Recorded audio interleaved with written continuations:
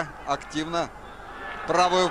Конесбаев решил с партнером разыграть и правильно сделал. 4-й мяч в воротах сборной Кыргызстана. Бауыржан Исламхан. Бас бапкері бір ойыншыны мәжбүрлі түрде ауыстырып жатыр. Қазір Қазақстан құрамасының шабуыл және соққы бағыттауға болады.